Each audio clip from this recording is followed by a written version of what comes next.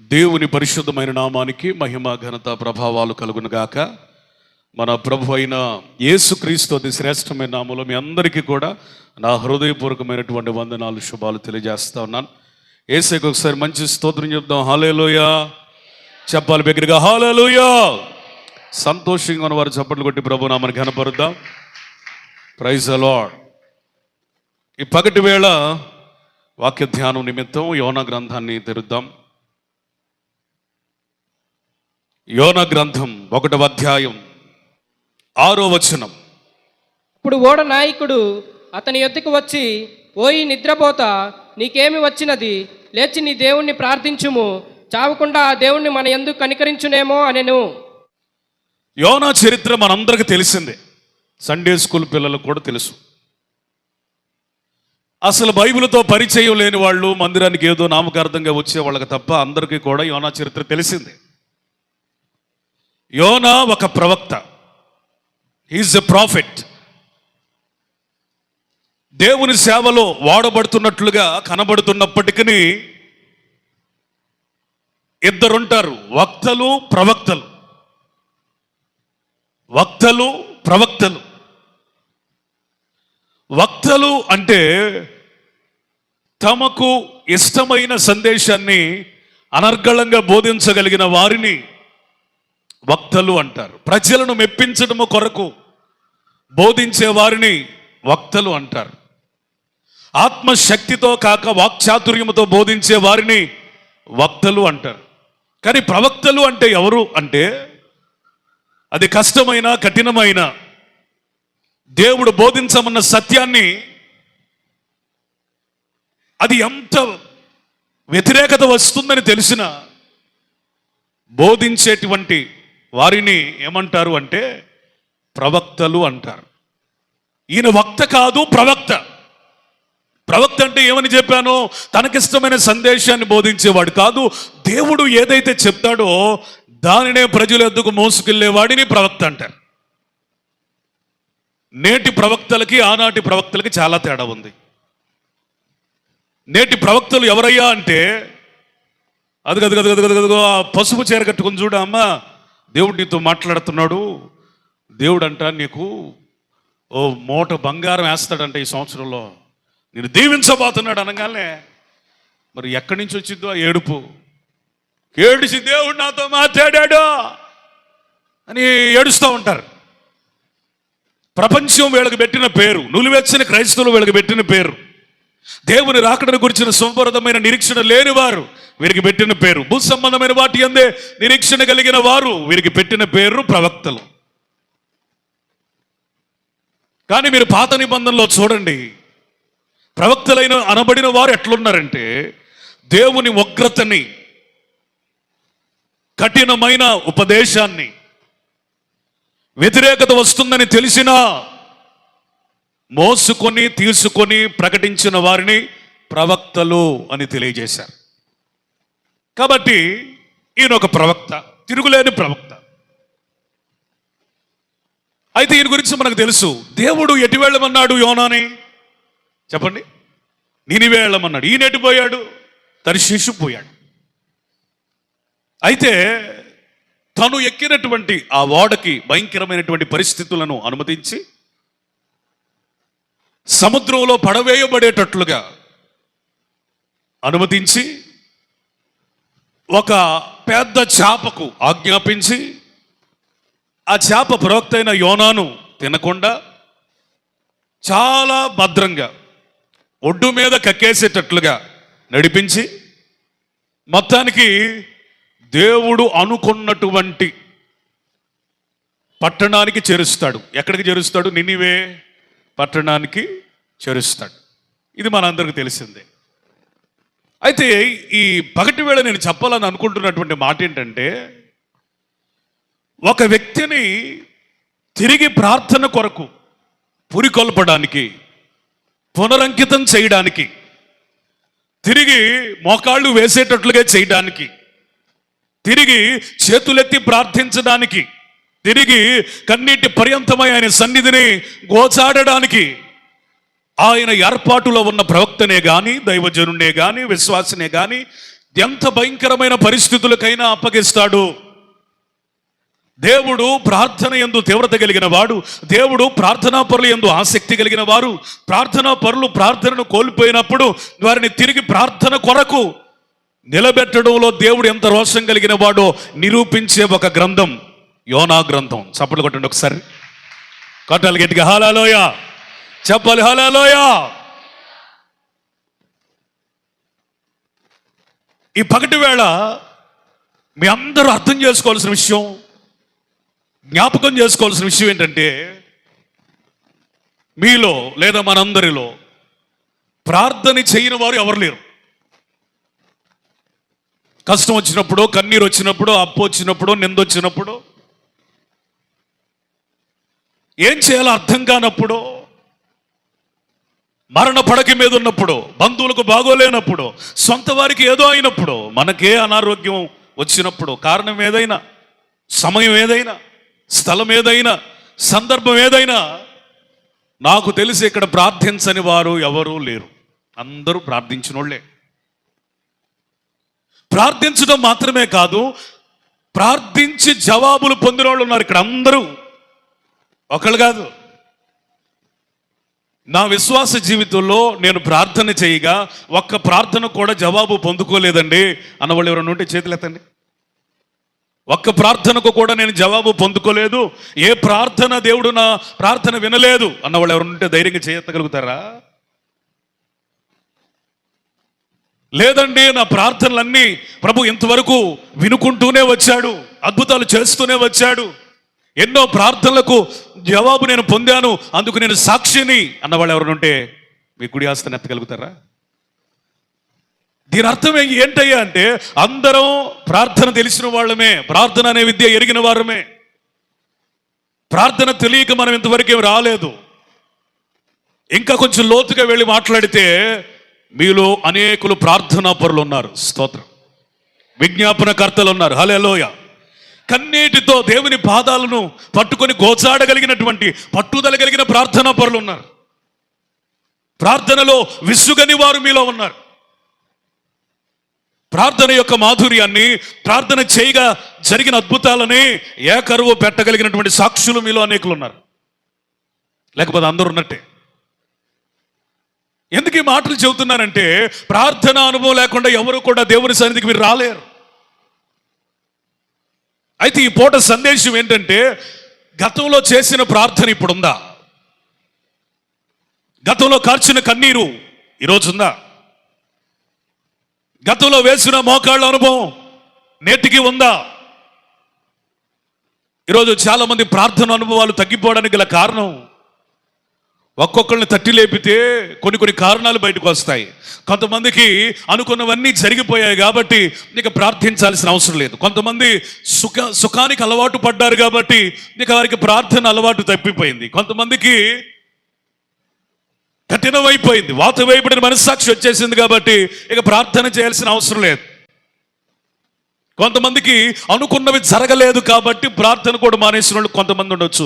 ఒక్కొక్కరి జీవితంలో ఒక్కొక్క కారణం ఉండి ఉండొచ్చు.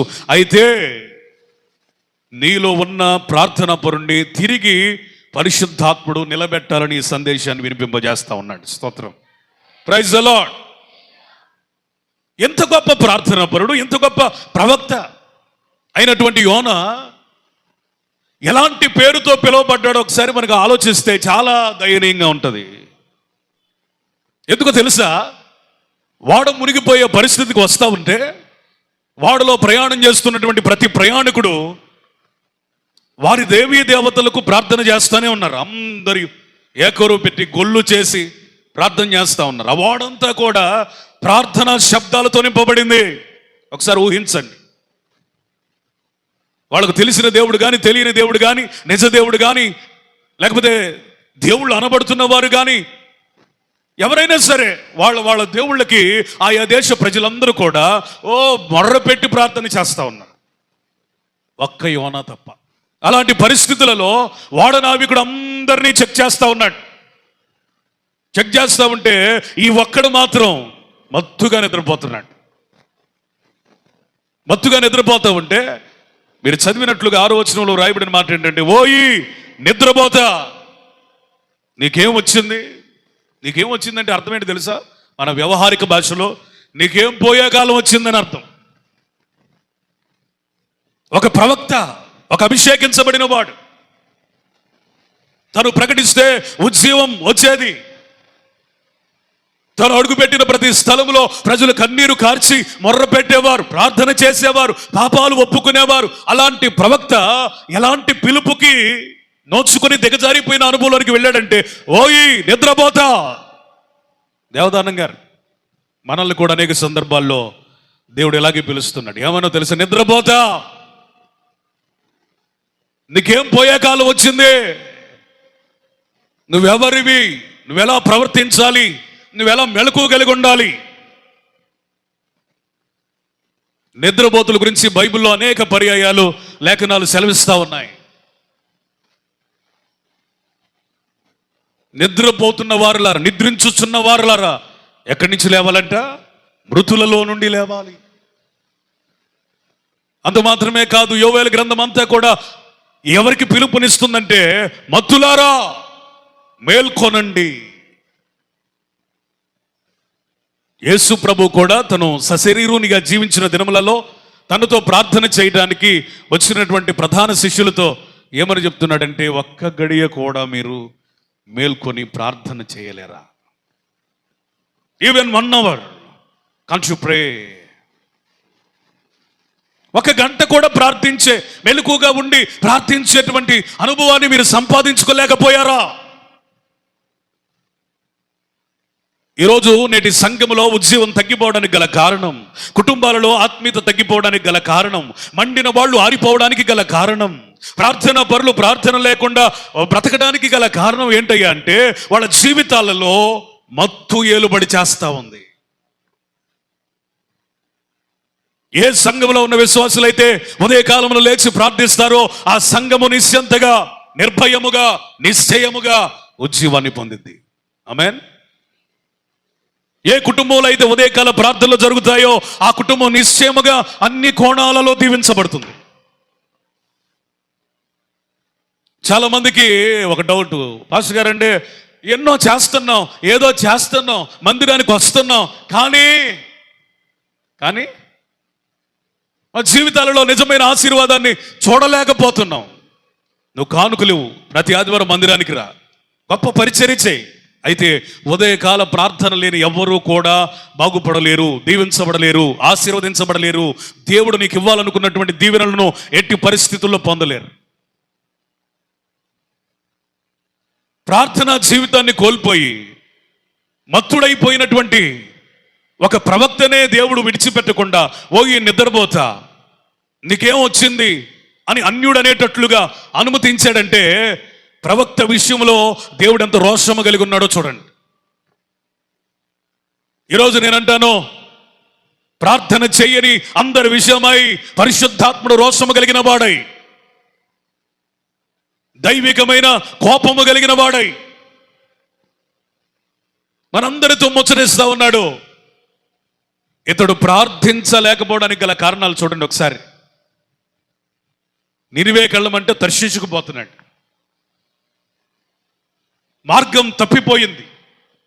నెంబర్ 1, యోనా ఎందుకని ప్రార్థన చేయలేకపోయాడు? ప్రార్థన రాక కాదు, చేత కాక కాదు, ప్రార్థన తెలియక కాదు, ఆత్మీయతలో పూర్తిగా దిగజారిపోయి కాదు. ఎందుకని అతడు ప్రార్థన చేయలేకపోతున్నాడు? నెంబర్ 1 రీజన్ ఏంటయ్యా అంటే, దేవుడు వెళ్ళమన్న స్థలమునకు వెళ్లకుండా వ్యతిరేక్తమైన స్థలములో వెళ్ళాడు. అంటే మార్గము చెడిపోయింది. ప్రార్థనా జీవితంలో ఎవరు క్షీణిస్తారు? ప్రార్థన అనుభవాలలో ఎవరు తగ్గిపోతారు? ప్రార్థన చేయాలనే ఆశను ఎవరు కోల్పోతారు? ప్రార్థన ఎడల ఆసక్తి లేని బ్రతుకు ఎవరు జీవిస్తారయ్యా అంటే, సరి అయిన మార్గంలో నడవటం ఇష్టము లేక స్వంత ఇష్టాలను ఎవరైతే ఏర్పాటు చేసుకుంటారో, స్వచిత్తాలకు ఎవరైతే అప్పగించుకుంటారో, వారిలో ప్రార్థన జీవితం ఆటోమేటిక్గా తగ్గిపోద్ది. నా ప్రియమైన సహోదరి సహోదరులారా, నువ్వు ఒక బలమైన ప్రార్థనా పరునిగా ఉండాలంటే మొదటిగా ఏమి చేయాలంటే, నువ్వు సరి అయిన దైవ చిత్తములో ఉండాలి. స్తోత్రం, ప్రైజ్ ది లార్డ్. దైవ చిత్తంలో నడవకుండా ఇష్టానుసారంగా నడిచేవాడు ప్రార్థన చేయలేడు. 100% బైబిల్ చెప్తున్నటువంటి సత్యం ఇది. ఎందుకంటే వాడికి ప్రార్థన రాక కాదు, ప్రార్థన చేస్తే ఎక్కడ తన మార్గమును మార్చుకోవాలో, ప్రార్థన చేస్తే ఎక్కడ తన ప్రవర్తనను మార్చుకోవాలో, ప్రార్థన చేస్తే ఎక్కడ తన స్వచిత్తాన్ని చంపుకోవాలో అని ప్రార్థన చేయటం అనేక మంది తాత్కాలికంగా ప్రక్కన పెట్టినట్లుగా వ్యక్తిగత జీవితాలలో కనబడతా ఉంది. నా ప్రియమైన సహోదరి సహోదరులారా, ఎందుకో తెలుసా? ఆ ప్రార్థన చేయని వాళ్ళకు తెలుసు. ఏమని అంటే, ప్రార్థన చేసేటప్పుడు పరిశుద్ధాత్ముడు మనం వెళుతున్న చెడు మార్గముల గురించి, స్వచిత్తముల గురించి, సరి చేసుకోవాల్సిన విషయాల గురించి ప్రార్థనలో సరి చేస్తాడు ఆయన. ప్రార్థనా జీవితంలో జరిగేది ఏంటి? కోట్లు రావటం కాదు, నీకేదో వెండి బంగారాలు వనగొరటం కాదు. ప్రార్థనా జీవితంలో ఏదో నువ్వు కూరగాయల మార్కెట్లోకి వెళ్ళి ఇంత లిస్ట్ ఇచ్చి అదంతా చెప్పి అది తెచ్చుకున్నట్టుగా ఉండదు ప్రార్థనా జీవితం. ప్రార్థనా జీవితంలో దేవుడు చేసేటువంటి మొట్టమొదటి కార్యం ఏంటి తెలుసా? మన స్థితులను మార్చడు, మన చుట్టూ ఉన్న పరిస్థితులను మార్చడు, మొదటిగా మనల్నే మారుస్తాడు. స్తోత్రం చెప్తారు గట్టిగా, ప్రైజ్ ది లార్డ్. కొంతమంది తమ్మును తాము సరి చేసుకోవటం ఇష్టం లేని కొంతమంది ప్రార్థన చేయక తప్పించుకుంటా ఉంటారు. నా ప్రియమైన సహోదరి సహోదరులారా, ఒకప్పుడు నువ్వు బలమైన ప్రార్థనా పరురాలువే, ఒకప్పుడు నువ్వు మంచి ప్రార్థనా పరుడివే, కానీ ఈరోజు ఎందుకని నువ్వు ప్రార్థన చేయలేకపోతున్నావు అంటే స్వచిత్తములో వెళుతున్నావు, సొంత చిత్తాలు నెరవేర్చుకోవడానికి ప్రయాసపడుతున్నావు, స్వచిత్తమే పరమావధిగా జీవిస్తున్నావు, స్వచిత్తమే అన్నపానాలుగా బ్రతుకుతున్నావు, దైవ చిత్తము చేయటం ఏ మాత్రం ఇష్టం లేనట్టుగా బ్రతుకుతున్నావు. ఒక మాట గుర్తుంచుకోండి, ప్రార్థన చెయ్యని ఏ వ్యక్తి కూడా రక్షించబడడం. ఎందుకంటే రోమాపత్రికలో వ్రాయబడిన మాట, ప్రభు నామములో ఎవరైతే ప్రార్థన చేస్తారో వారు రక్షించబడతారు. స్తోత్రం, ప్రైజ్ ది లార్డ్. ఎవరైతే ప్రార్థన చేస్తారో వారు రక్షించబడతారంటే ప్రార్థన కోల్పోయిన వాళ్ళు ఏం కోల్పోయినట్టు? రక్షణ కోల్పోయినట్టే కదా. ఎక్కడో తెలియని అక్రమ సంబంధాలు ఎక్కడ మార్చుకోవాల్సి వస్తుందని ప్రార్థన మానేసావు కదా. ఎక్కడో తెలియని అక్రమ సంపాద్యం నిన్ను ప్రార్థన చేయకుండా ఆపేసింది కదా. ఏదో తెలియని స్వచిత్తం నీలో నిరంతరం ఏలుబడి చేయటాన్ని బట్టి, ఆ రహస్య పాపం నీలో జీవించడాన్ని బట్టి నువ్వు ప్రార్థన చేయలేకపోతున్నావు. ఎందుకు? ప్రార్థన చేస్తే ఎక్కడ ఆ పాపాన్ని ఒప్పుకొని విడిచిపెట్టి పరిశుద్ధంగా మార్చబడాలో అని ప్రార్థన చేయట్లేదు కదా. యోనా జీవితం చాలా స్పష్టంగా తెలియజేస్తుంది. ఆయనకు ప్రార్థన రాక కాదు, గొప్ప ప్రార్థన పరుడైన ఆయన ప్రార్థన చేసి ఒక ప్రాంతానికి వెళితే ఏడవనోడు ఉండడు, అంత ఉద్యమం వస్తుంది. అలాంటి ప్రార్థనా పరుడు ఎందుకని మౌనంగా ఉన్నాడు? నిద్ర నటిస్తున్నాడు, మత్తుడైపోయాడు. కారణం ఏంటయ్యా అంటే తను దేవుడు చెప్పిన స్థలమునకు వెళ్లకుండా దైవ చిత్తమునకు వ్యతిరేకమైన స్థలం. పరలోకమందున మా తండ్రి, నీ నామము పరిశుద్ధపరచబడునుగాక, నీ రాజ్యము వచ్చునుగాక, నీ చిత్తము చెప్పండి పరలోకమందు నెరవేరుచున్నట్లు ఎక్కడ నెరవేరాలా? ప్రార్థన అంటే మన చిత్తాన్ని నెరవేర్చుకునే మార్గాలు కాదు. పరలోక ప్రార్థన అనేది ఒక అలవాటుగా చేస్తారు చాలామంది. కొన్ని సంఘాల్లో చివరి ప్రార్థన ఇది చెప్పిన తర్వాత ఆశీర్వాదిస్తారు. చాలామంది దాని అర్థం తెలియకునే దాన్ని ఒల్లివేస్తున్నట్లుగా కనపడతా ఉంది. ఎందుకు పరలోక ప్రార్థన శిష్యులకు నేర్పించాడంటే దాని అర్థమును గ్రహించాలని. పరలోక ప్రార్థన అనేది మీరు కొంచెం స్టడీ చేయండి, ధ్యానం చేయండి, మీకు అర్థమయ్యేది ఏంటంటే అది ప్రార్థన కాదు, మన జీవన విధానంగా మారాలని ప్రభు కోరుకుంటున్నాడు. స్తోత్రం చెప్పండి, స్తోత్రం చెప్పండి. ఇంకా చెప్పాలంటే ప్రార్థన యొక్క విశాలత ఏంటో తెలుసా? అవన్నీ మన జీవితంలో నెరవేర్చబడేంత వరకు వాటి విషయమై మనం ప్రార్థన చేయాలి. ఏంటయ్యా అంటే అది దేవుని చిత్తం పరలోకమందు ఏ విధంగా నెరవేర్చబడుతుందో భూమి మీద కూడా అదే స్థాయిలో నెరవేర్చబడేటట్లుగా మనం జీవించగలగాలి. దేవుని చిత్తమునకు వ్యతిరేకంగా స్వచిత్తముతో, స్వార్థముతో, గర్వముతో ఇష్టానుసారంగా ప్రవర్తించినటువంటి లూసిఫర్ని దేవుడు ఆ పరలోకంలో ఉండకుండా త్రోసివేశాడు. ఎందుకో తెలుసా, దేవునికున్న ఒక నియమం, ఆయన చిత్తమునకు వ్యతిరేకమైనది ఏది ఆయన ఉండే స్థానంలో ఉండకూడదు. ఆయన చిత్తానికి వ్యతిరేకమైనది ఏది కూడా ఆయన రాజ్యంలో ఉండడానికి వీలు లేదు. దీని అర్థం ఏంటయ్యా అంటే, ఎంత అభిషేకించబడిన వ్యక్తి అయినా, ఎంత దైవ జ్ఞానము కలిగిన వ్యక్తి అయినా, ఎంత ప్రార్థనాభిషేకం కలిగిన వ్యక్తి అయినా, ఎంత ఆత్మీయతలో ఉన్నతమైన స్థితిలో ఉన్న వ్యక్తి అయినా, ఎందుకు ఈ మాటలు చెప్తున్నానంటే, దేవదూతలు కోట్ల కొలది ఉన్నారు కానీ అందులో లూసిఫర్ యొక్క స్థానము వేరు. అతడు ప్రధాన కెరూబు. దేవదూతల్లో శరాపులు, కెరూబులు అనే వాళ్ళు ఉన్నారు. ఈ దేవదూతలందరిలో కూడా ప్రధానమైన వర్గం ఎవరయ్యా అంటే కెరూబులు.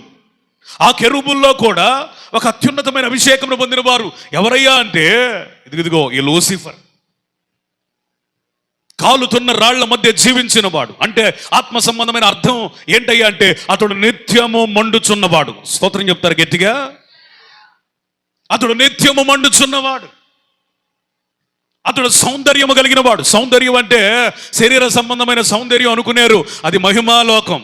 ఆ సౌందర్యం అంతా మహిమతో నింపబడింది. అంటే అర్థం ఏంటో తెలుసా, ఆత్మ సంబంధమైన సౌందర్యం. లూసిఫర్ ఎవరు? ఆత్మ సంబంధమైన సౌందర్యం కలిగిన వాడు.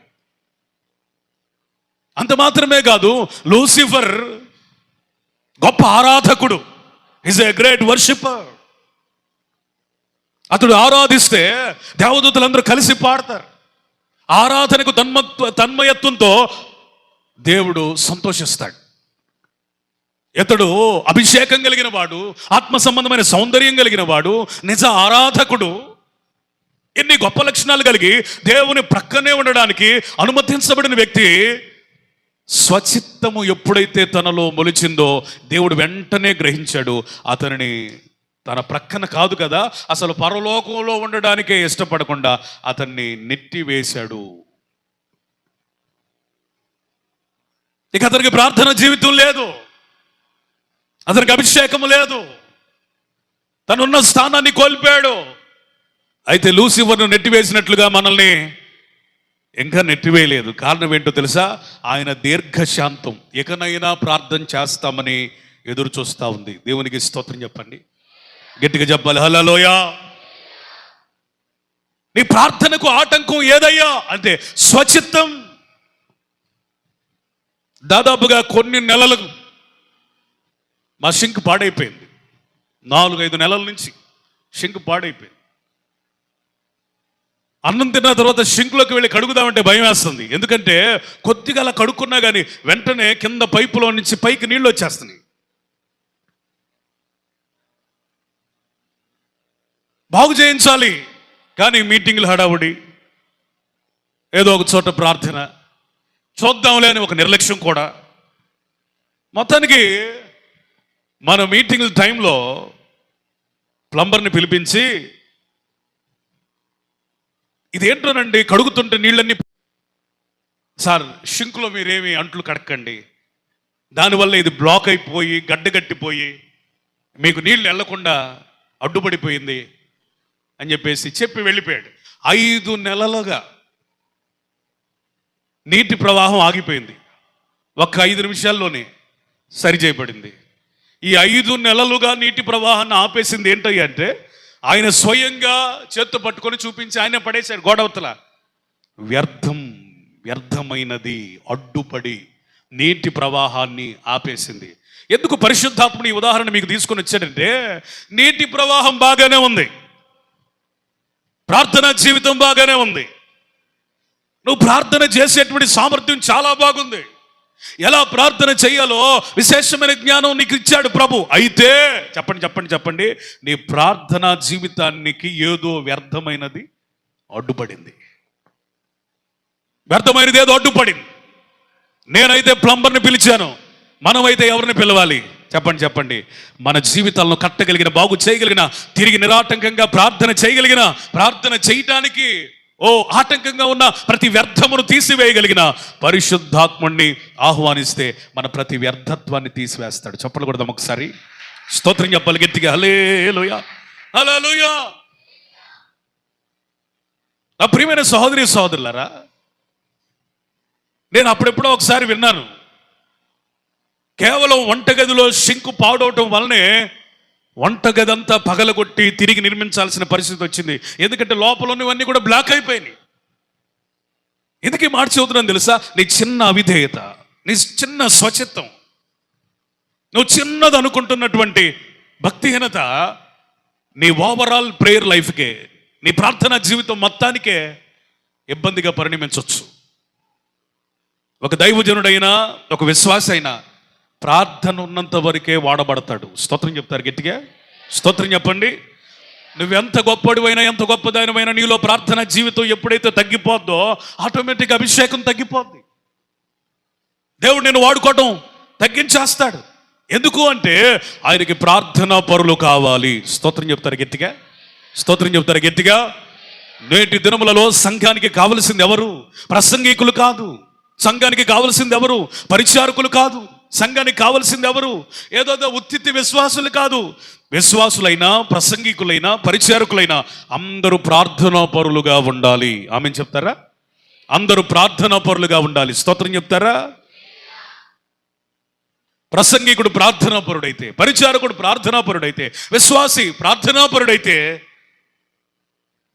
మన సంఘాలు, మన గ్రామాలు మరింతగా మండించబడడానికి ప్రభు ద్వారాలు తెరుస్తాడు. నువ్వు ప్రార్థన చేయకపోవడానికి ఏ స్వచిత్తం కారణమో నాకు తెలియదు, కానీ నేను బోధిస్తున్నప్పుడు అదేదో నీకు అర్థమయ్యేటట్టుగా పరిశుద్ధాత్ముడు చేస్తా ఉన్నాడు.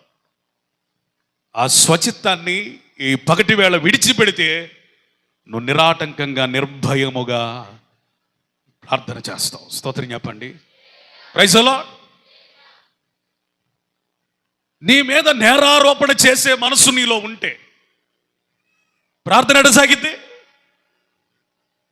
ఇప్పుడు రెండు ఆప్షన్స్: ప్రార్థన వదిలిపెట్టి వెళ్ళిపోవటమా, లేదా ఏ విషయంలో పరిశుద్ధాత్ముడు నేరారోపణ చేస్తున్నాడో దాన్ని సరి చేసుకొని సాగిపోవటమా. రెండు మార్గాలు. దేవుని మందిరంలోకి వెళ్ళినప్పుడు, లేదా ప్రార్థన చేసేటప్పుడు, ప్రార్థనా గదిలోనికి వెళ్ళినప్పుడు, నువ్వు ప్రార్థన కొరకు పూనుకున్నప్పుడు రెండు చేస్తాడు. రెండు మార్గాలు నీకు కనపడతాయి. ఒకటి ఏంటంటే నీ మీద పరిశుద్ధాత్ముడు తీర్పు, పాపమును గురించి ఒప్పింపజేస్తాడు. ఇప్పుడు ఒప్పుకొని విడిచిపెట్టావనుకోండి, నువ్వు తిరిగి ప్రార్థించగలుగుతావు. అది ఒప్పుకోవడం నీకు కష్టమైంది అనుకోండి, నువ్వు ఈ జన్మలో ప్రార్థన చేయలేవు. అందుకని నువ్వేమి నేర్చుకోవాలో తెలుసా?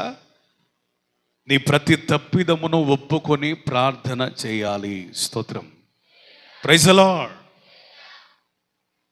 గతంలో మీకు చెప్పాను కదా, భక్సింగ్ గారిని దగ్గర నుంచి చూసిన కొంతమంది దైవజనులు అడిగారంట, అన్నయ్య మీరు రోజుకి కొన్ని సార్లు 8 గంటల నుంచి 14 గంటలు ప్రార్థనలో ఉంటారు, మళ్ళీ అంత ప్రయాసపడి అలిసిపోయిన దేహంతో మళ్ళీ పడక దగ్గర ప్రార్థించి నిద్రపోకపోతే ఏమైంది? పడుకోవచ్చు కదా. ఇక మీరు ఒప్పుకోవాల్సిన, ప్రార్థన చేయాల్సిన ఏముంటాయి? అప్పుడు భక్సింగ్ గారు అన్నారు, నిజమే నాయన, రోజంతా నేను ప్రార్థనలో గడిపినా నా చూపు ద్వారా, మాట ద్వారా, ప్రవర్తన ద్వారా ఎక్కడైనా నేను తప్పిపోతే అది ఒప్పుకోకుండా నేను పడుకున్నాను అనుకో, దేవుడు నిద్రలోనే నన్ను పిలిచాడు అనుకో, తీర్పులో నేనేం చెప్పాలి ఆయనకి? అందుకనే అలాంటి పరిస్థితి నాకు కలగకుండా దేవుని ఎదుట యథార్థవంతునిగా నిలబడినట్లుగా తెలుసో తెలియకో చేసిన ప్రతి తప్పును కూడా నేను ఒప్పుకొని ప్రార్థన చేసి పడుకుంటాను. అది కారణం అన్నాడట. ఈరోజు మనం అర్థం చేసుకోవాలి, అంత గొప్ప ప్రార్థనా పరుడే, అంత విస్తారమైన పరిచర్యలో ఉన్న దైవజనుడే, ఏమి తప్పులు లేకపోయినా ఒకవేళ చేశానేమోనని వాటన్నిటి విషయమై దేవుని సన్నిధిలో సరి చేసుకొని నిద్రకు ఉపక్రమిస్తున్నప్పుడు మరి మనం ఇంకెంత బాగా చేయాలా? యోనా ప్రార్థన చేయలేకపోవడానికి గల కారణం స్వచిత్తం. రెండో కారణం చూడండి, 3వ వచనం. అయితే యెహోవా సన్నిధిలో నుండి తర్షీషు పట్టణముకు పారిపోవాలని. చాలండి, ఎక్కడి నుంచి పారిపోయాడు చెప్పాలి. ఒకసారి 2 చేతుల పైకి బిగ్గరగా స్తోత్రం చెప్పండి. హల్లెలూయా. దేవుని సన్నిధిలో నుండి పారిపోయాడు. అందుకని ప్రార్థన లేదు. ఎక్కడి నుంచి పారిపోయాడు? దేవుని సన్నిధిలో నుంచి పారిపోయాడు. ఎక్కడికి? తర్షీషు పట్టణానికి. చాలా మంది ఎందుకని ప్రార్థనలో బలహీనలు అవుతున్నారు, ప్రార్థన చేయలేకపోతున్నారు? రెండో కారణం ఏంటంటే వారు దైవ సన్నిధిలో నుండి పారిపోయారు. ఒకప్పుడు లేచిన దగ్గర నుంచి పడుకునేదాకా దైవ సాన్నిధ్యంలో బ్రతికే నీవు ఈ రోజున నువ్వు నివసిస్తున్న ప్రాంతాలు ఏంటి, మాట్లాడుతున్న మనుషులు ఎవరు, నువ్వు కూర్చునే స్థలాలేవి? సూటిగా పరిశుద్ధాత్మ నేను ప్రశ్నిస్తా ఉన్నాడు, నువ్వు ఎవరితో మాట్లాడుతున్నావో వారి దగ్గరికి వెళ్ళినప్పుడు దేవుని సన్నిధిని అనుభవించగలుగుతున్నావా, లోక సంబంధమైన వినగలుగుతున్నావా?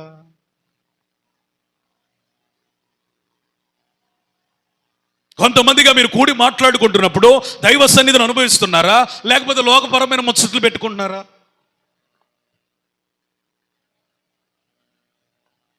ఒక ఇంటికి వెళ్ళినప్పుడు అక్కడ దైవ సన్నిధి ఉంటుందా, లేకపోతే అదొక దెయ్యాల గుహలాగా ఉందా?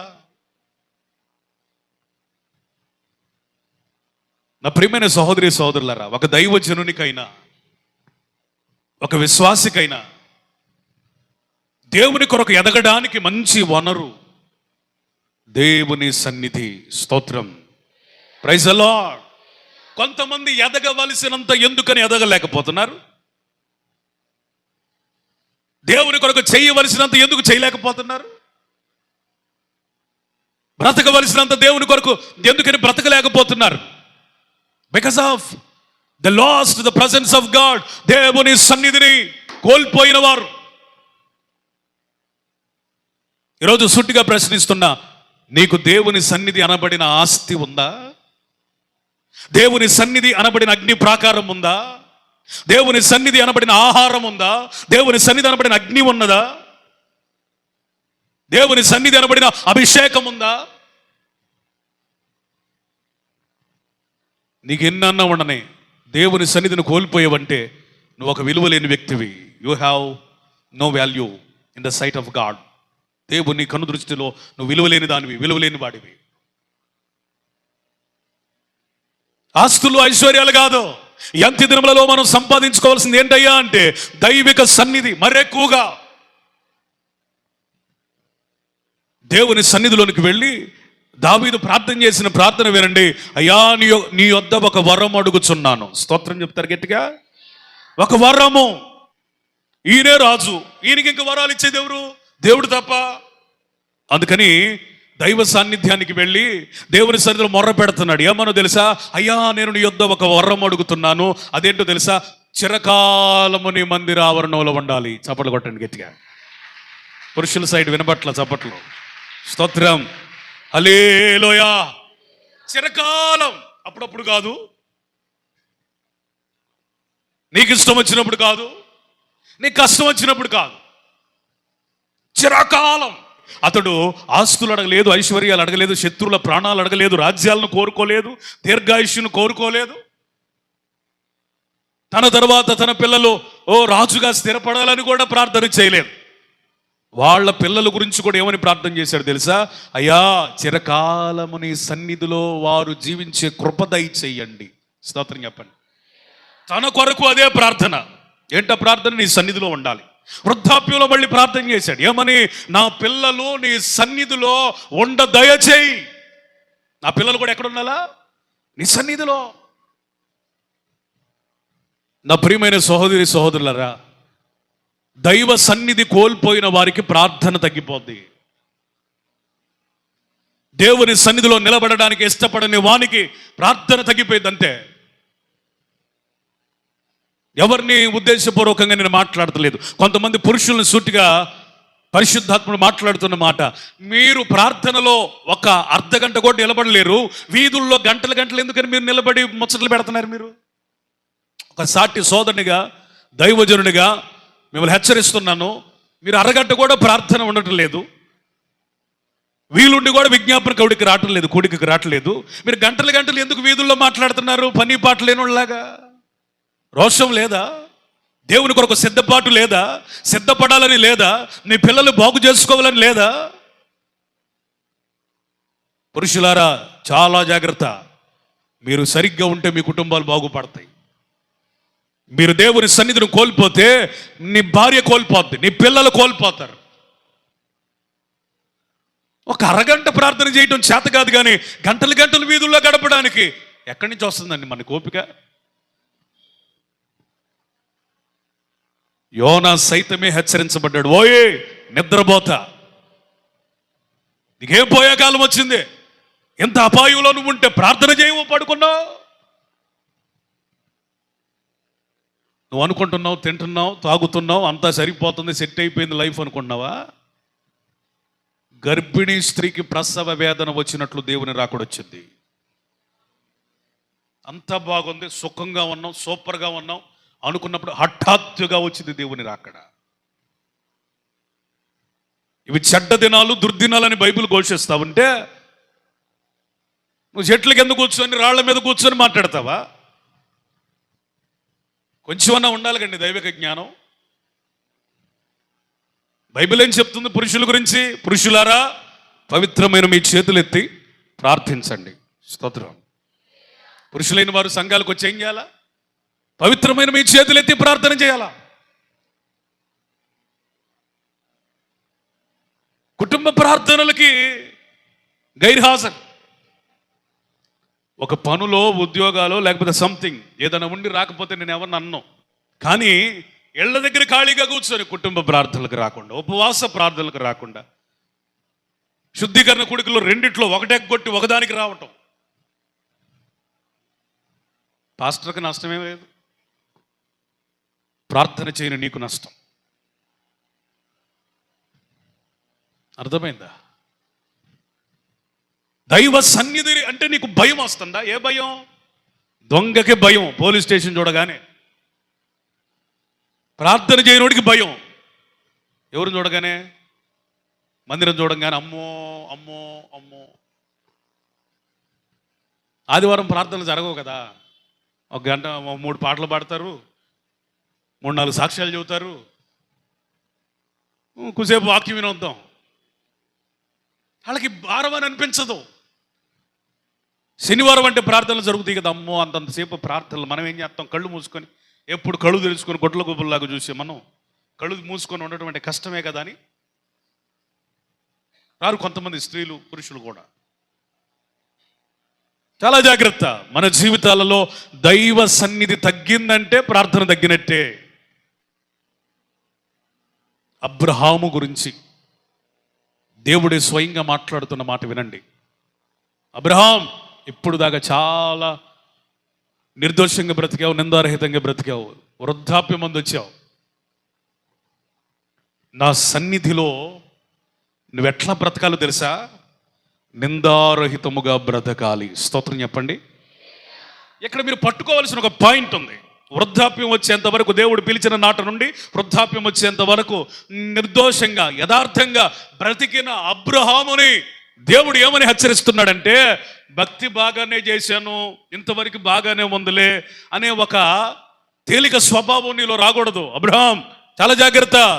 మిగిలిన సంవత్సరాలు కూడా నా సన్నిధిలో ఎట్లా ఉండాలి నువ్వు? స్తోత్రం చెప్పాడు. అబ్రహాం అంత విశ్వాస వీరుణ్ణే, తలబండిపోయి భక్తి చేసిన వాడినే దేవుడు హెచ్చరిస్తున్నాడు ప్రత్యక్షమై. మరి నిన్ను నన్ను ఇంకెంత ఎక్కువగా హెచ్చరిస్తున్నాడు. సరిగ్గా నువ్వు వినగలిగితే, నీ చెవులు తెరవబడితే, ఆయన మాట వినడానికి ఇష్టపడితే. అబ్రహాం అంతటోనే జాగ్రత్త జాగ్రత్త, ఇంతవరకు భక్తి చేశాను అనుకుంటున్నావేమో, ఇక నువ్వు నా సన్నిధిలో ఎట్టబడితే అట్టుంటే సరిపోయింది అనుకున్నావు. లేదు లేదు, ఇంకా గట్టిగా ఉండాలి, ఇక మీదట ఇంకెక్కువ జాగ్రత్తగా ఉండాలి. దేవుని సన్నిధిలో మనం మరింత ఎక్కువ జాగ్రత్త కలిగి ఉండాలి. స్తోత్రం చెప్తారు గట్టిగా. స్తోత్రం, హల్లెలూయా. పాస్టర్ గారు రోషంగా ప్రకటిస్తూ ఉంటే, బోధిస్తూ ఉంటే, నీ పాటికి నువ్వు నిద్రపోతున్నావు అనుకో, నువ్వు దేవుని సన్నిధిలో ఎంత నిర్లక్ష్య వైఖరి. ఓ అబ్రహాం, జాగ్రత్త జాగ్రత్త. బాగా సీనియర్ని అయ్యాను అనుకుంటున్నావా? వద్దొద్దు, అలాంటి ఫీలింగ్స్ రానివాక. ఇప్పుడు దాకా బాగానే ఉన్నావు, చేదైన వేర్లు ఏం మొలవకుండా చూసుకో. నా సన్నిధిలో నిర్దోషంగా నడువు. దేవుని సన్నిధిలో ఉండటం ఒక స్టెప్, నడిచుట మరొక స్టెప్. స్తోత్రం చెప్పండి. ఆ నడవటంలో కూడా ఎట్లా నడవాలట? మనం నిర్దోషముగా. స్తోత్రం చెప్పాలా. వయసుకు చిన్నోడే కానీ దేవుని సన్నిధి ఎడల ఎంత అపేక్ష, ఎంత ఆసక్తో, ఎంత ఆకలో. దీపము ఆరిపోక మునిపే దేవుని మందిరములో మందసమునకు సమీపముగా ఉన్న సమూయేలు. స్తోత్రం. ఈ ఏలి కుమారులేమో దేవుని ఎరుగని వారైరి, దుర్మార్గులైరి. వాళ్ళకు దేవుని సన్నిధి విలువ తెలియదు, దేవుని సన్నిధిలో నివసించే అనుభవాలు లేవు. కానీ సమూయేలు అయితే బాలుడైనప్పటికీ దైవ సన్నిధిలో నిలబడ్డాడు. స్తోత్రం చెప్తారు గట్టిగా. చూడండి, దేవుని సన్నిధిలో ఉన్న వాళ్ళతోనే దేవుడు మాట్లాడతాడు. దేవుని సన్నిధికి వెలుపట ఉన్న వాళ్ళతో దేవుడు మాట్లాడడు. ఆ షిలోహులో ఇద్దరితోనే మాట్లాడాడు దేవుడు. ఒకటి ముగ్గురితో అనుకోవచ్చు, ఒకటి ఏలీతో మాట్లాడాడు. స్తోత్రం చెప్తారు గట్టిగా. ఎవరితో మాట్లాడాడు అంటే మనకు లేఖనాల ఆధారాన్ని బట్టి ఎంతోమందితో మాట్లాడి ఉండొచ్చు. మనకు లేఖనాల ఆధారంతో ఒకటి ఏలితో మాట్లాడాడు, ఇంకిద్దరున్నారు. ఎవరు? నేను ఎక్కడ షిలోహు అడ్రస్ చెప్పానుగా. Very good. మధ్యలో ఒకళ్ళు ఉన్నారండి. ఏలీకి శామ్యూయల్కి మధ్యలో ఇంకొకళ్ళు ఉన్నారండి, అన్న. స్తోత్రం చెప్తారు గట్టిగా. దేవుని సన్నిధిలో నిలబడిన ఏలీకి దేవుని వాక్కు తగ్గలేదు. అంతవరకు ప్రార్థించడం అలవాటు లేని అన్న కూడా దేవుని సన్నిధికి వెళ్ళినప్పుడు దేవుడు దైవజనుని ద్వారా మాట్లాడాడు. స్తోత్రం. Praise the Lord. దేవుని మందిరంలో ఆయన మందసానికి సమీపముగా బ్రతుకుతున్న సమూయేలుకు కూడా ఆయన మాట తగ్గలేదు. స్తోత్రం చెప్తారు గట్టిగా. హల్లెలూయా. ఈ ప్రసంగాన్ని 2 పార్ట్లుగా చేసుకోండి. ఒకటి, ఎందుకు ప్రార్థన చేయలేకపోయాడు. ఒకటి, ఆ ఒకటిలో ఒకటి ఏంటి? ఆ ఒకటి స్వచిత్తం. దేవుడు చెప్పిన చోటకు కాకుండా తన ఇష్టానుసారం. ఆ ఒకటిలో 2 ఏంటది? దేవుని సన్నిధిలో నుంచి పారిపోవటం. ఇప్పుడు రెండు రోమన్ సంఖ్య 2 అనుకోండి. మాకు చిన్నప్పుడు అలా చెప్పేవాళ్ళు. రెండో పార్ట్, ఏ పరిస్థితులలో ప్రార్థన చేయట్లేదో చూడండి. నెంబర్ 1, ఏ పరిస్థితుల్లో ప్రార్థన చేయట్లేదంటే 4వ వచనం. అయితే యెహోవా సముద్రము మీద పెద్ద గాలి పుట్టింపగా సముద్రమందు గొప్ప తుఫాను రేగి. చాలండి. ఎలాంటి పరిస్థితులలో యోనా ప్రార్థన చేయకుండా మిన్నకున్నాడు, మౌనం అయిపోయాడు, మత్తుడయ్యాడు. భయంకరమైన, అక్కడ వ్రాయబడిన మాట ఏంటి చెప్పండి? పెద్ద గాలి. ఏంటిది? పెద్ద గాలి. ఒకసారి ఇంగ్లీష్లో చదువుదాం. But the lord cent out a great wind. గొప్ప గాలి, పెద్ద గాలి. గాలి దేనికి సాదృశ్యం? నాశనం. దేనికి? చూడండి, గాలి వస్తే ఏదైనా సరే ఎగిరిపోద్ది. దాంతోపాటు గాలికున్న శక్తి చూడండి. అంటే దేన్నైనా తీసుకెళ్ళిపోయింది. ఎంత పెద్దదాన్నైనా సరే గాలికున్న శక్తి అది. ఎలాంటి పరిస్థితుల్లో యోనా ప్రార్థన చేయకుండా అసలు ఏమి సుఖంగా ఉందిరా, హాయిగా నిద్ర పడుతుంది అన్నట్టుగా ఉన్నాడంటే, పెద్ద గాలి. నీ మీద పెద్ద పెద్ద సమస్యలు వస్తున్నా, నాశనకరమైన పరిస్థితులే ప్రభు అనుమతించిన, నీకు అసలు ప్రార్థన చేయాలి మనసే రాటల్లా. ఒక రహస్యం చెప్తా వినండి. నీ జీవితంలో, అనేకుల జీవితాల్లో నేను చెప్పట్లేదు కానీ మరి ముఖ్యంగా ప్రార్థన చెయ్యని వారి జీవితాలలో దేవుడు కొంతమంది జీవితాల్లో ఇప్పుడు చేస్తున్నాడు, కొంతమంది జీవితంలో చేస్తున్నాడు, మరి కొంతమంది జీవితంలో చేస్తాడు.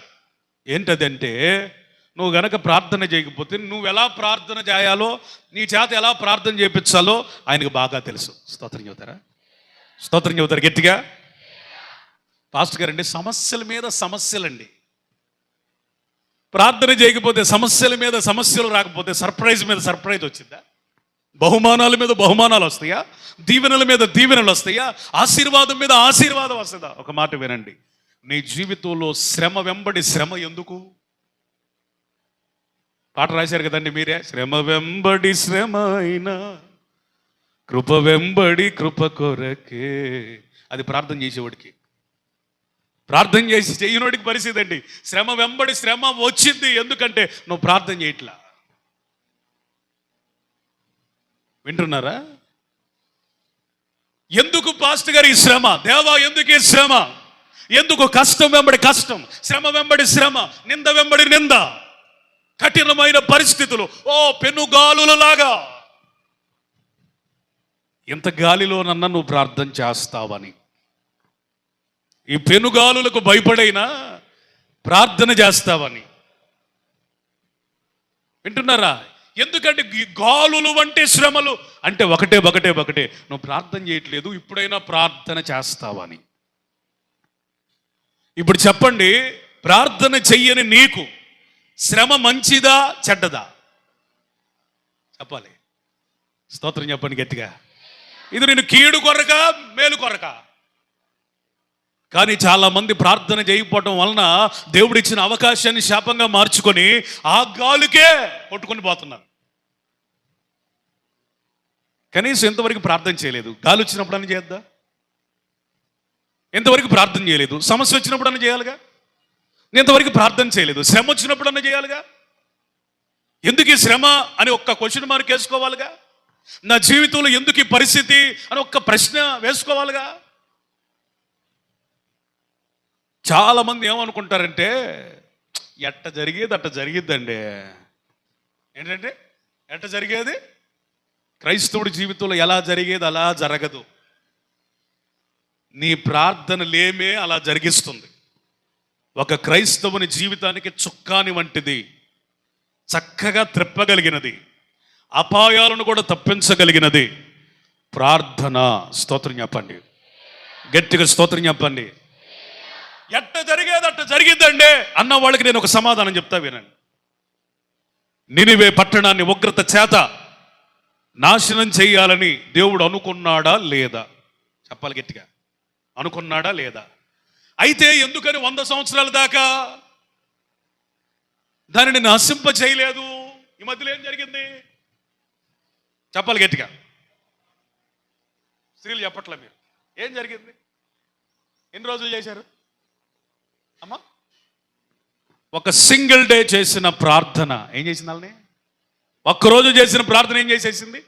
3 దినాల ప్రయాణం ఉందిలే కానీ 1 దిన ప్రయాణంలోనే వాళ్ళు ఏం చేశారు? గోని పట్ట కట్టుకొని, రాజు అయిన వాడు సింహాసనము దిగి, పాలిచ్చే తల్లి కూడా ఆ చిన్నపిల్లకి పాలు ఇవ్వటం మానేసి, గడ్డి వేసే వ్యవసాయదారుడు లేదా ఆ పాడి కలిగినటువంటి యజమానుడు కూడా ఆ గేదెల్ని, ఆ పశువుల్ని కూడా ఏం చేశాడు? ఉపవాసం పెట్టి. అంటే టోటల్గా నోరు లేని మూగజీవాలు, మాట రాని పసిపిల్లలు సైతం, అద్భుతమైన అధికారం కలిగిన రాజులు, చక్రవర్తులు సైతం వారి స్థానాలను విడిచి మరిచి గోనిపట్ట గట్టుకొని ఒకటే ఒక ప్రార్థన, అయ్యా మా మీద, మా దేశం, మా పట్టణం మీద ఉన్న శాపం తొలగించు, మేము అపరాధులం, పాపులం, మమ్మల్ని క్షమించని చేసిన ఒక్క ప్రార్థన, ఒక్క దినమంతా ప్రార్థన నశింప చెయ్యాలని దేవుడే ఫిక్స్ అయిన ఆ నిర్ణయాన్ని కూడా మార్చేసింది. చప్పట్లు కొడతారు గట్టిగా, స్తోత్రం చెప్పండి. హల్లెలూయా. దేవుడే స్వయముగా ప్రార్థనకి ఇచ్చిన అధికారం వినండి. మరొకసారి చెబుతున్నా, దేవుడే స్వయంగా ప్రార్థనకి ఇచ్చిన నిర్ణయాన్ని వినండి, అధికారమును వినండి. అదేంటో తెలుసా? నశింప చేయడానికి ఆయనే నిర్ణయించుకున్నా నువ్వు ప్రార్థన చేస్తే దాన్ని త్రిప్పివేయగలిగిన వాడు. స్తోత్రం చెప్పండి. నశింప చేయడానికి ఇప్పటికే నీ జీవితంలో ఆయన అనుకున్నా నీ ప్రార్థన ఏం చేసింది? తిరిగి నిన్ను ఫలింపజేస్తుంది, దీవిస్తుంది. చాలా మందికి తెలియక ఎట జరిగింది ఆడ జరిగిద్దండి, ఎట్ట జరిగింది ఆడ జరిగేది అన్నవాడికి యేసు ప్రభు ఎందుకు? యేసయ్య నమ్ముకున్నవాడు ఎట్లుండాలా? మన ఎదుటిన్న ప్రతికూల పరిస్థితుల్లో భయపడి ప్రార్థన చేసి పరిస్థితులను మార్చుకునే శక్తిని మనకి ఇచ్చాడు కాబట్టి వాటన్నిటిని మనం ఏం చేయాలి? జయించాలి. ఎట జరిగింది అటు కాదు, పరిస్థితులను మార్చే ప్రార్థన. నా జీవితాల్లో ఎన్నో పరిస్థితుల్ని ప్రార్థన మార్చేసింది. ఆ ప్రార్థనే లేకపోతే ఆ పరిస్థితులే నన్ను ఎప్పుడో కబళించి వేసాయి, కాల్చి వేసాయి, నేను అనేవాడిని లేకుండా చేసేయి. అర్థమైందా? మీ జీవితాల్లో కూడా ఎన్నో సాక్ష్యాలు ఉండి ఉండొచ్చు. మళ్ళీ జ్ఞాపకం చేసుకో, గాలులన్నీ అణిచివేసేటట్టుగా ప్రార్థన చేయి. స్తోత్రం. రీసెంట్గా నేను ఒక చిన్న సాక్ష్యం విన్నాను. చిన్న సాక్ష్యం అంటే నా ఉద్దేశం కొద్ది నిడివి కలిగిన సాక్ష్యం, కానీ గొప్ప సాక్ష్యం. కెరోలిన్ సందీప అనే ఒక డాక్టర్ గారు చెప్పిన సాక్ష్యం. కోవిడ్ టైంలో 2 కిడ్నీలు ఫెయిల్ అయినటువంటి తన కుమారుని చికిత్స కొరకు ఒక కార్పొరేట్ వైద్యశాలకు తీసుకుని వచ్చింది. ఈ డాక్టర్కి చెప్తుంది, కెరోలిన్ సందీప అనేటువంటి డాక్టర్కి, ఏమని, అమ్మా అందరూ కోవిడ్ ట్రీట్మెంటే చూస్తున్నారు కానీ నా పిల్లోడికి 2 కిడ్నీస్ పాడైపోయినాయి, బెడ్స్ ఖాళీగా లేవంటున్నారు, నా కొడుకుని ఎవరూ పట్టించుకోవట్లేదు, మీరే మీ పై డాక్టర్స్కి చెప్పి ఏదో ఒక విధంగా ఆపరేషన్ చేయించండి అని కన్నీళ్లు పెట్టుకున్నప్పుడు, సరే ప్రయత్నించి చూస్తానని తన పై డాక్టర్కి చెప్పినప్పుడు, సరేనమ్మా కష్టమే కానీ చేద్దాం, నువ్వు చెప్పావు కదా, మరి 2 కిడ్నీలు ఫెయిల్ అయినాయి అన్నారు కదా,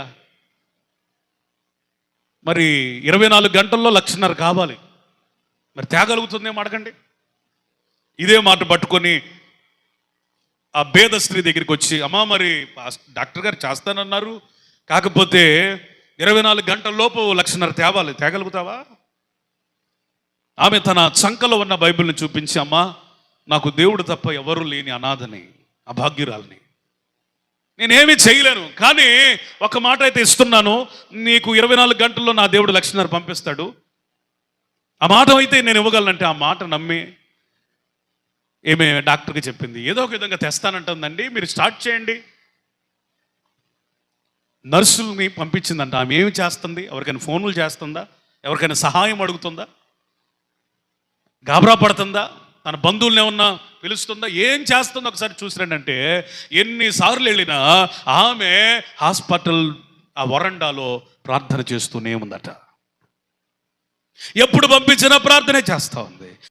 ఏ డాక్టర్కి అయితే ఈ విధవరాలు చెప్పిందో ఆ డాక్టర్ కనిపించిందంట ఆ స్త్రీకి, లేడీ డాక్టర్కి, 75% నేను భరిద్దాంలే, మిగిలిన 25% తనే ఎక్కడైనా చూసుకోమని చెప్దాంలే అని అనుకుందంట మనసులో.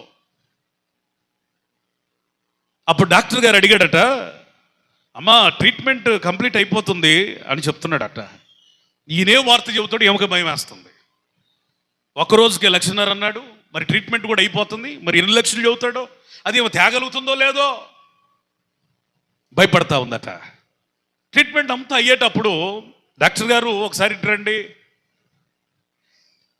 ఈరోజు మా తల్లిగారు చనిపోయి 10వ సంవత్సరం, 10వ వర్ధంతి, ఈరోజు నేను ఎవరో ఒకరికి మేలు చేస్తాను, నేను మరి డ్యూటీలో ఉన్నాను కదా, ఎవరికో ఎందుకు, ఈమెకే నేను రూపాయి కూడా తీసుకోకుండా చేస్తాను అన్నమాట. చప్పట్లు కొట్టండి, గట్టిగా స్తోత్రం చెప్పండి.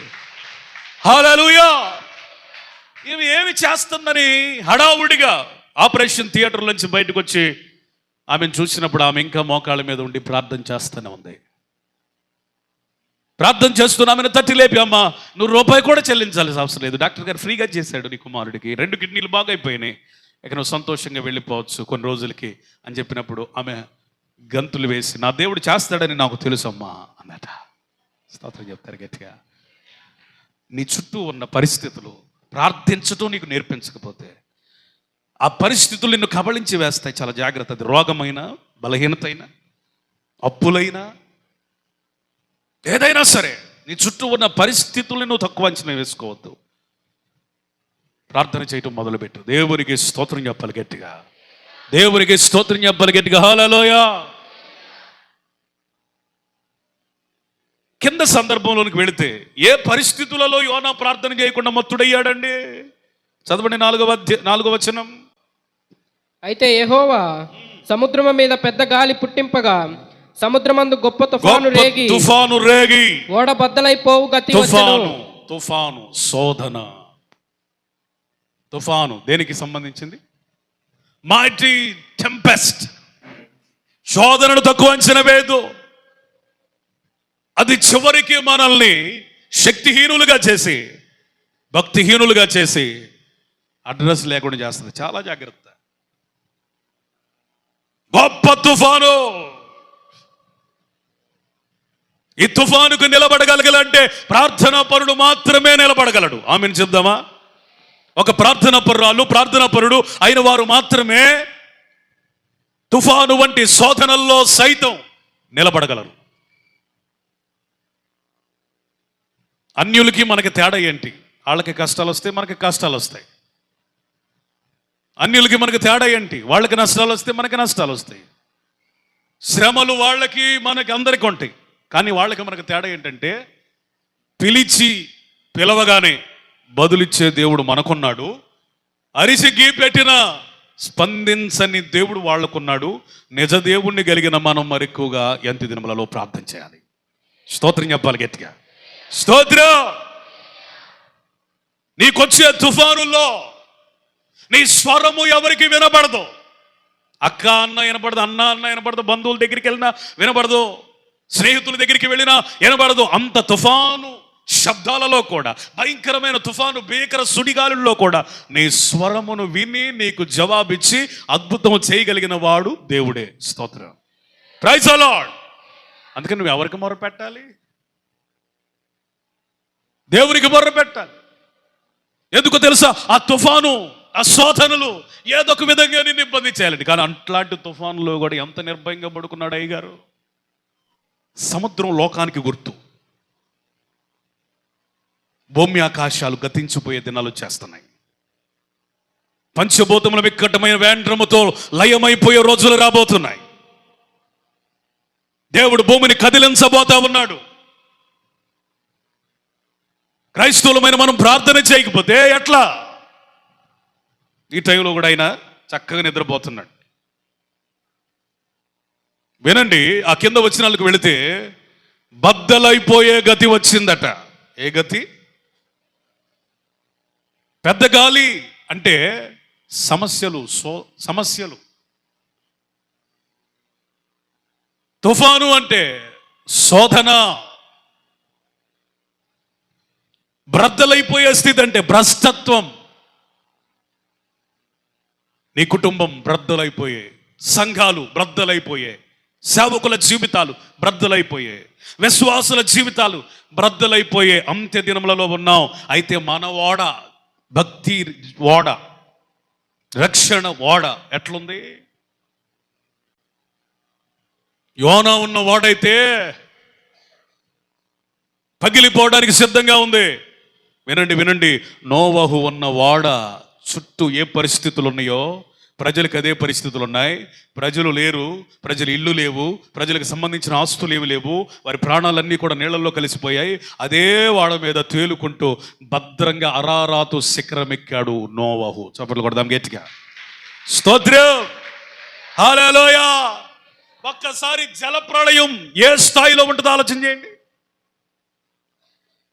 జలప్రళయం 150 దినాలు నాన్ స్టాప్గా, అన్స్టాపబుల్గా వర్షం కురుస్తానే ఉంది. అంతే, కురుస్తానే ఉంది.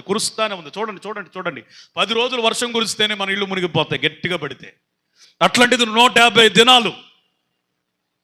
పోయిన సంవత్సరం అనుకుంటా రైనీ సీజన్లో ఒక న్యూస్ వచ్చింది. అప్పుడు నేను ప్రతిపాడులో లేను, అంటే ఈ ఊర్లో లేను, ఎక్కడో బయట ఉన్నాను. బయట ఉన్నప్పుడు నాకు వేటు న్యూస్ అనే యాప్లో ఒక న్యూస్ వచ్చింది. అదేంటంటే జలదిగ్బంధమైన ప్రతిపాడు. పోయిన సంవత్సరమేనా? వీధులన్నీ కూడా, రోడ్లన్నీ కూడా ఏమైపోయినాయి? జలములతో నింపబడ్డాయి. గట్టిగా వారం పడితే చాలండి ఊరు మునిగిపోవటానికి, గట్టిగా సరిగ్గా వర్షం పడితే. అట్లాంటిది 150 దినాలు పడతానే ఉంది. వారు మునిగిపోకుండా కాపాడింది నోవహు ప్రార్థన. స్తోత్రం. నోవహు భార్య ప్రార్థన. హల్లెలూయా. నోవహు కుమారుల ప్రార్థన, కోడండ్ర ప్రార్థన. వీరు ఓడలోకి వెళ్ళే లోపే గొప్ప ప్రార్థనా పరులుగా సిద్ధమయ్యారు. స్తోత్రం చెప్తారా? అయ్యా, నేను పరలోకం పోయాక ప్రార్థన చెప్తా. అప్పుడు కష్టాలు ఉండవుగా, నష్టాలు ఉండవుగా. కష్టాలు నష్టాలు ఉండవులే కానీ నువ్వు ఉండవాడా. ఎక్కడ నేర్చుకుంటే అక్కడ ఉండదు నీకు స్థానం. కొత్తగా అక్కడ నేర్చుకోవాలంటే అసలు నీకు లేదు. అర్థమైందా? ఏబిసిడీలు కూడా రాకుండా, అయ్యా మా ఓడి వయసు 6 సంవత్సరాలు వచ్చినాయి, కనీసం 1వ తరగతిలోనే ఏ రాదా? వేస్తానమ్మా, ఇబ్బంది ఏముంది? అరే స్లేట్ మీద ఏబిసిడి జడ్ వరకు రాయిరా అంటే నాకు రావండి అన్నాడు అనుకో. 1వ తరగతిలో ఎత్తరా? ముందు నేర్చుకుని రండి. ఏబిసిడీలు రాకపోతే 1వ తరగతిలో నేడు నీకు ప్రార్థన రాకపోతే పరలోకంలో ఎత్తాడా? అందుకని ఒక భక్తుడు అన్నాడు, భూమి మీద నీకు గంట కూడా ప్రార్థన చేయటం రాకపోతే యుగ యుగాలు పరలోకంలో ఉండటం అసంభవం. It's impossible. అందుకని నువ్వు పరలోకం పోవాలంటే ఇక్కడ ఎట్లా మినిమం గంట ప్రార్థన అంటే దాంతో సరిపెట్టుకోమని నా ఉద్దేశం కాదు. అంటే ఆ తీవ్రతను ఆ విధంగా వివరిస్తున్నాడు దైవజనుడు. గంట కూడా ప్రార్థన చేయడం చేతకానోడు పరలోకం వెళ్ళి ఏం చేస్తాడండి? అందుకని ప్రార్థన కావాలి. స్తోత్రం.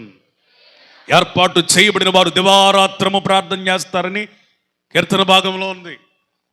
నువ్వు దేవుని ఏర్పాటులో ఉంటే చుట్టూ ఉన్న తుఫాను పరిస్థితులలో నువ్వు ప్రార్థన చేయాలి. స్తోత్రం చెప్పండి.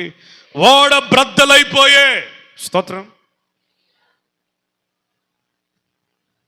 పౌలు జీవితంలో కూడా 3 దినాలు ఓడలో ఉన్నాడు. ఎన్ని?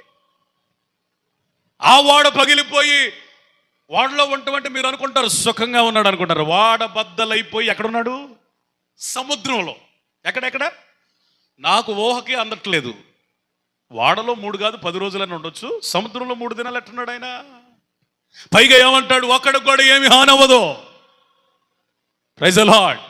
పౌలు గారి దగ్గరికి వెళ్ళి మనం అయ్యగారు మీరు 3 రోజులు వాడలో ఉంటే సంతోషమే, అసలు మీరు సముద్రంలో కదా ఉంది, పైగా ఎవరికి ఏం కాదంటున్నారు ఏంటే?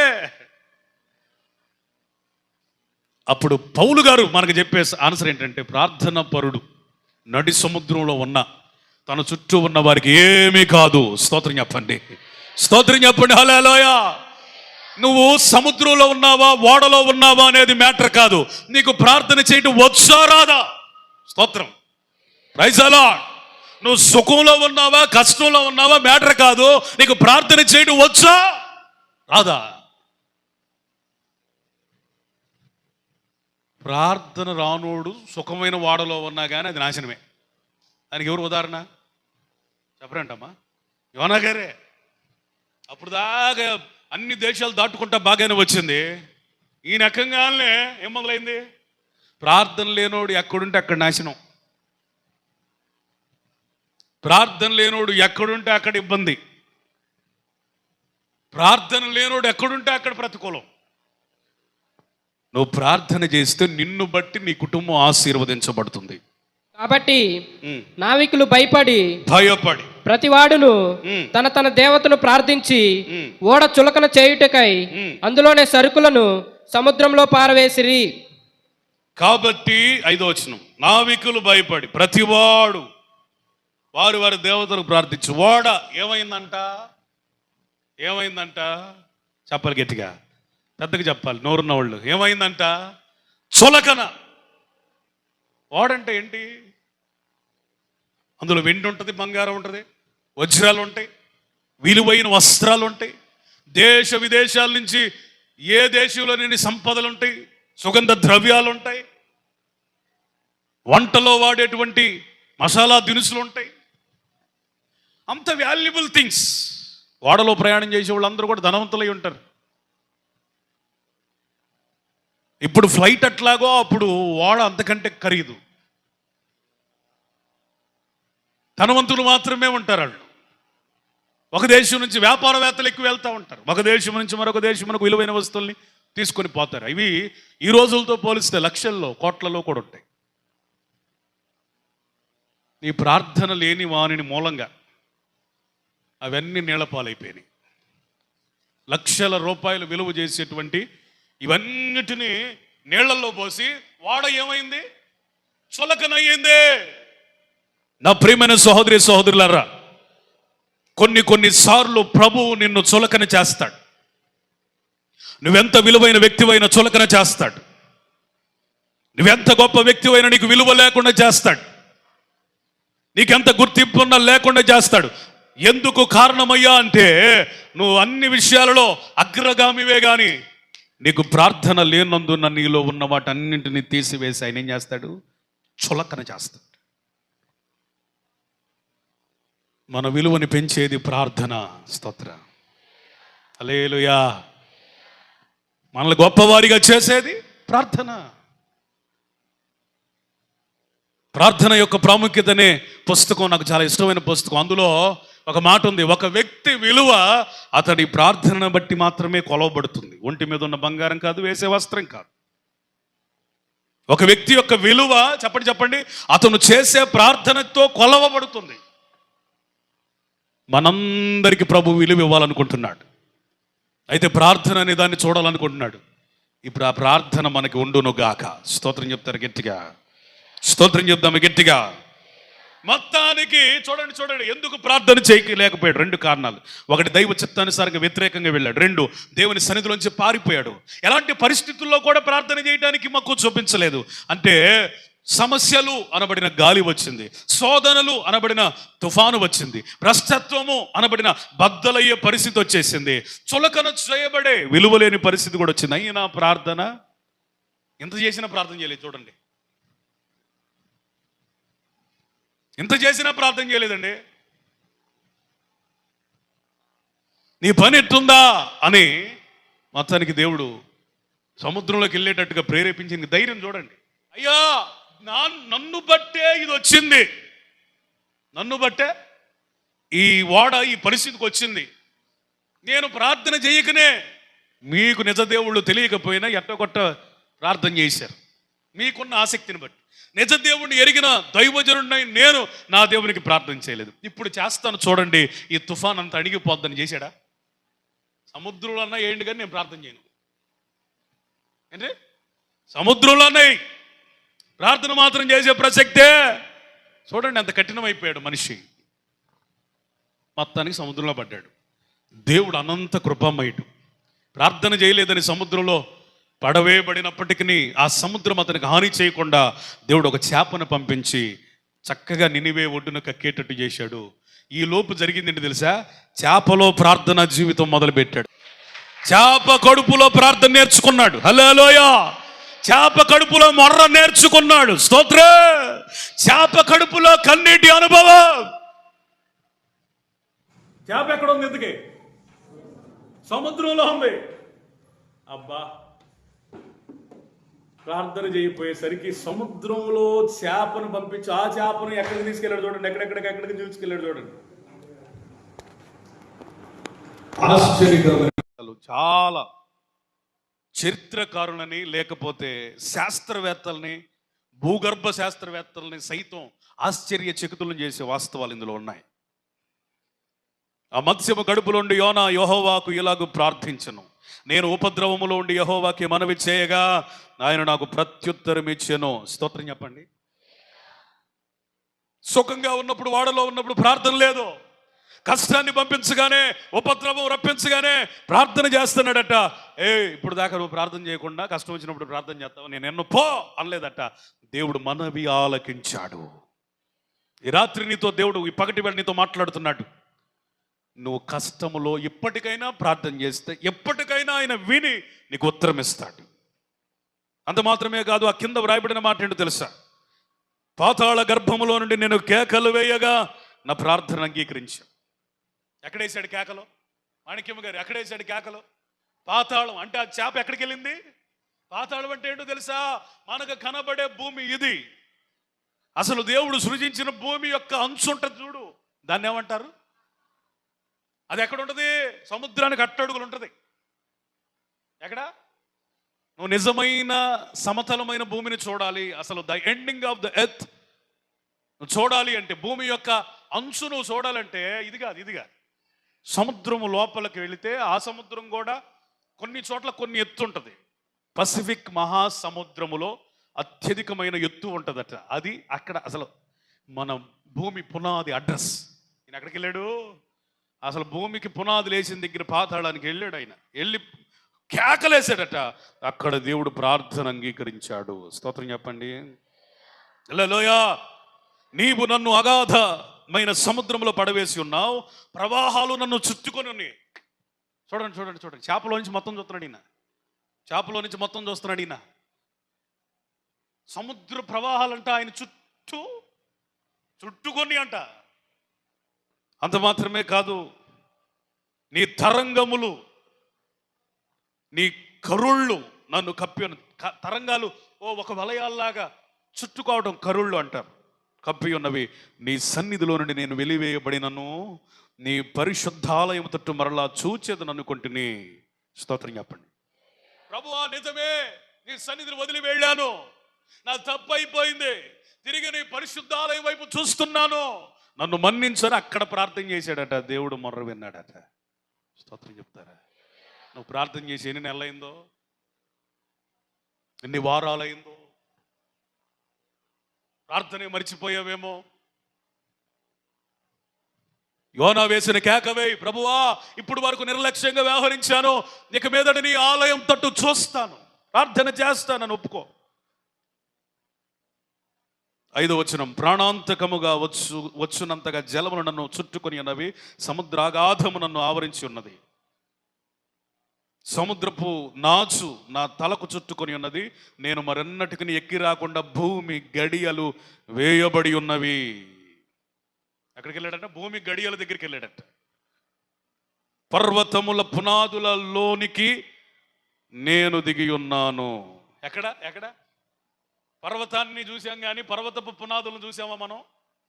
ఆ పునాదులు నీళ్లలో ఎట్టున్నాయో మొత్తం చూసి వచ్చాడు ఈయన. కోపములో నుండి నా ప్రాణము నాలో మూర్ఛిల్లగా నేను యెహోవాను జ్ఞాపకము చేసుకుంటుని. నీ పరిశుద్ధాలయంలోనికి నీ యొద్దకు నా మనవి వచ్చెను. అసత్యమైన వ్యర్థ దేవతల యందు లక్ష్యముంచు వారు తమ కృపాధారమును విసర్జించుదురు. కృతజ్ఞతాస్తుతులు చెల్లించి నేను నీకు బలులను అర్పిస్తాను. నేను మొక్కుకొనిన మొక్కుబడులను చెల్లింపక మానను. యెహోవా యొద్దనే రక్షణ దొరుకును అని ప్రార్థన చేశాడు. స్తోత్రం చెప్పండి. స్తోత్రా. ఏమండి, నీకు ప్రార్థన నేర్పించడానికి పాస్టర్లు అవసరంలా, ప్రొఫెసర్లు అవసరంలా, బైబిల్ పండిట్లు అవసరంలా. ఇదిగో ఇట్లాంటి కష్టాలు వస్తే ఆటోమేటిక్గా నీలో ప్రార్థనా పరులు లిగుస్తాడు. అందుకే నీకు పెట్టాడు. ఎందుకు వచ్చి నీ రాయి ఈ కష్టాలు నాకే అని ఏడవాక దేవుని సన్నిధిలోకి వెళ్ళి మొర్రపెట్టు. మొత్తానికి ఒకటి అర్థం చేసుకున్నాడు, అయ్యా నేనేమేమి మొక్కుకున్నాను మొత్తానికి అయి రాయిలా అవి మరుగు చేశాడు దేవుడు. చేప కడుపులో కొన్ని మొక్కుబళ్ళు చేసుకున్నాడట. అవి చేస్తాను, ఇవి చేస్తాను, అట్ట చేస్తాను, ఇట్ట చేస్తానని మొక్కుకున్నాడట. అవన్నీ నేను నెరవేరుస్తాను. నీకు ప్రార్థించటం మానే ప్రసక్తి లేదు. ఎందుకో తెలుసా? నీ యొద్ద మాత్రమే నాకు రక్షణ ఉందని నాకు అర్థమైంది. హల్లెలూయా, స్తోత్రం చెప్పండి. ఈయన పరిపూర్ణంగా హృదయపూర్వకంగా ఆత్మతో నింపబడి ప్రార్థన చేసేదాకా సముద్రంలో అటు ఇటు తిరుగుతూనే ఉంది ఆ పెద్ద చేప. ఎప్పుడైతే ఆమేన్ అన్నాడు మనస్ఫూర్తిగా, అంతలో యెహోవా మత్స్యమునకు ఆజ్ఞ అయ్యగా అది యోనాను నేల మీద కక్కి వేసెను. చప్పట్లు కొడతారు గట్టిగా. స్తోత్రం, హల్లెలూయా. అర్థమైందా? ఇప్పుడు చూడండి 3వ వచనంలో, అంతటా యెహోవా వాక్కు 2వ మారు యోనాకు ప్రత్యక్షమై సెలవిచ్చింది ఏమనగా, నీవు లేచి నినివే మహాపురమునకు పోయి నేను నీకు తెలియజేయని సమాచారం దాన్ని ప్రకటన చేయము. కాబట్టి యోనా లేచి యెహోవా సెలవిచ్చిన ఆజ్ఞ ప్రకారం నినివే పట్టణమునకు పోయెను. నినివే పట్టణము దేవుని దృష్టికి గొప్పదై 3 దినముల ప్రయాణమంత పరిమాణం కలిగిన పట్టణం. యోనా ఆ పట్టణములో 1 దిన ప్రయాణమంతా సంచరించుచు ఇక 40 దినములకు నినివే పట్టణం నాశనమగునని ప్రకటన చేయగా నినివే వారందరూ కూడా ఉపవాసం ఉన్నారు. కట్ చేస్తే వాళ్ళందరూ కూడా రక్షించబడ్డారు. స్తోత్రం చెప్పండి. హల్లెలూయా, స్తోత్రం చెప్పండి. హల్లెలూయా. వింటున్నారా? మన జీవితాలలో ఎందుకని ప్రార్థన, ఎలాంటి పరిస్థితులలో మనం ప్రార్థన చేయాలి? మీకు తెలుసా యోనా గ్రంథానికి నహూము గ్రంథానికి మధ్య 100 సంవత్సరాలు ఉందని? యోనా గ్రంథానికి నహూము గ్రంథానికి మధ్య ఎంత అండి టైం లైన్? 100 years. అంటే యోనా కాలములో నినివే పట్టణాన్ని దేవుడు హెచ్చరించాడు. తిరిగి మళ్ళీ ఎవరి కాలంలో హెచ్చరిస్తున్నాడు? నహూము కాలంలో. వీళ్ళిద్దరి మధ్య ఎన్ని సంవత్సరాలు? ఈ పుస్తకాల మధ్య 100 సంవత్సరాలు. అంటే వీళ్ళు చేసిన 1 దిన ప్రార్థన ఎన్ని సంవత్సరాలు కృపనిచ్చింది? చెప్పాలి గట్టిగా, 100 సంవత్సరాలకి. స్తోత్రం చెప్తారా? అన్యులైన వారు 1 దినము ప్రార్థన చేసి 100 సంవత్సరాలు ఆశీర్వాదం పొందితే, దేవుని బిడ్డలమైన మనం ప్రార్థన చేస్తే యుగ యుగాలు ఆయనతో ఉండే భాగ్యాన్ని పొందుతాం. అతి కృప ప్రభు మనకు అనుగ్రహించును గాక. Let's pray.